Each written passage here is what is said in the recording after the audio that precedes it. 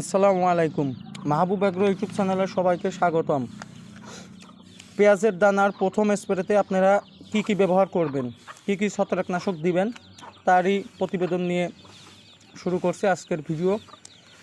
তো পেঁয়াজের আগামরা রোগ এটা পেঁয়াজের জন্ম থেকে মৃত্যু পর্যন্ত থাকে। বিশেষ করে পেঁয়াজ চাষি ভাইরা এই বিষয়ে অবগত আছেন। তো 7 থেকে 12 দিনের মধ্যে আপনারা প্রথম যে স্প্রে করবেন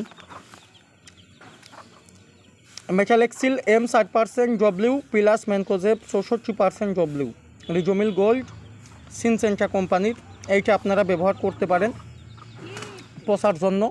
এছাড়াও আপনাদের এলাকা ভেদে মেটালেক্সিল প্লাস ম্যানকোজেব গ্রুপের যে কোনো ওষুধ ছত্রাকনাশক আপনারা ব্যবহার করবেন এবং এটাতে যে নিয়ম দেওয়া আছে প্রতি লিটার পানির জন্য 5 গ্রাম হারে ব্যবহার করতে হবে। এবং দ্বিতীয়ত আরেকটা দেখতে পাচ্ছেন ইন্তেফা কোম্পানির হাদাক 45 WP ইমিডাক্লোরোফিড অ্যান্ড থাইরাম। তো এটার জন্য আপনার ঘুঘ্র কেঁচো পোকা মাটিবাহিত ছত্রাক দমন করবে। তো আশা করি সবাই বুঝতে পারছেন। পেঁয়াজের প্রথম স্প্রেতে আপনারা 16 লিটার পানিতে এইটা 3 গ্রাম এবং এইটা 50 গ্রাম দিলেই হবে। ধন্যবাদ।